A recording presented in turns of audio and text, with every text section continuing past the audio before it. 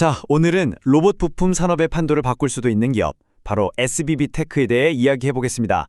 이 회사가 어떻게 로봇의 관절 기술 하나로 엄청난 미래 성장 동력을 만들어냈는지, 그 핵심 기술과 투자 포인트, 지금부터 한번 깊게 파고 들어가 보죠. SBB테크를 이해하려면 먼저 이 회사의 핵심 제품이 뭔지 알아야 합니다. 바로 하모닉 드라이브라는 건데요. 어렵게 생각할 거 없이 로봇이 사람처럼 아주 정교하고 부드럽게 움직일 수 있게 해주는 초정밀 관절이라고 보시면 딱 맞습니다.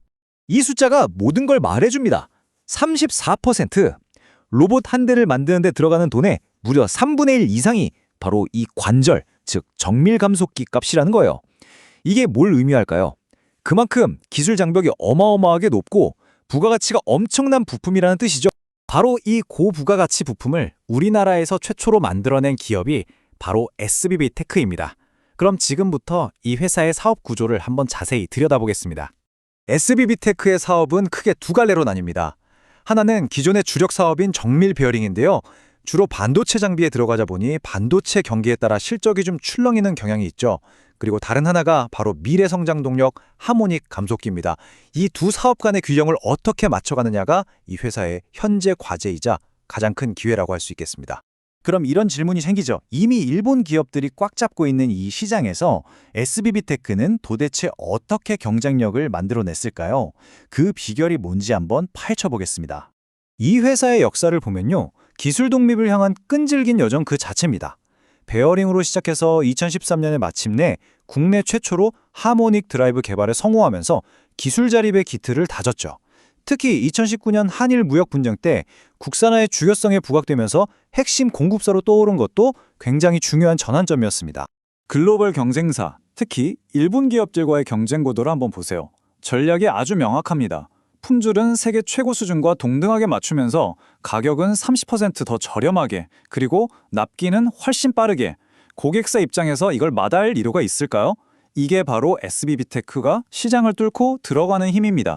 근데 단순히 싸고 빠르게만 한 게 아닙니다. 이 회사의 진짜 경쟁력, 소위 말하는 기술적 해자는 훨씬 깊은 곳에 있어요. 국내 최초 개발사라는 기술적 자부심은 물론이고 고객사마다 요구하는 사양이 다 다른데 그걸 다 맞춰줄 수 있는 맞춤 설계 역량이 있죠. 그리고 한 단계 더 나아가서 그냥 감속기 부품만 파는 게 아니라 모터랑 제어기까지 합친 액추에이터 모듈 형태로 공급하면서 부가가치를 훨씬 더 높이고 있습니다. 자, 이렇게 강력한 기술력을 가지고 그럼 SBB테크는 어떤 미래를 그리고 있을까요? 반도체 산업 하나만 바라보던 것에서 벗어나서 회사의 성장을 이끌 세 가지 새로운 엔진을 장착했습니다. 하나씩 살펴보시죠. 첫 번째 성장 엔진, 바로 방위 산업입니다. 요즘 K방산의 핵심이 뭐죠? 바로 핵심 부품의 국산화입니다.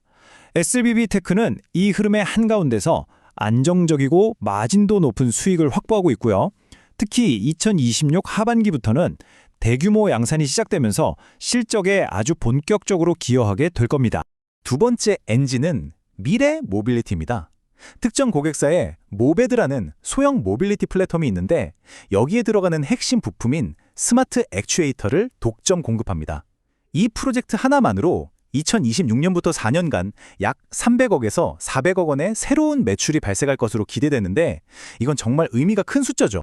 그리고 세 번째 성장 엔진, 이건 아마 잠재력으로만 보면 가장 폭발적일 수 있습니다. 이 숫자를 한번 보시죠. 30에서 40. 이게 뭐냐면요. 미래에 나올 휴머노이드 로봇 한 대에 들어가는 정밀 감속기의 개수입니다. 시장의 판을 완전히 바꿀 수 있는 숫자입니다. SBB테크는 이 거대한 휴머노이드 시장이 열리기를 그냥 기다리고만 있는 게 아닙니다.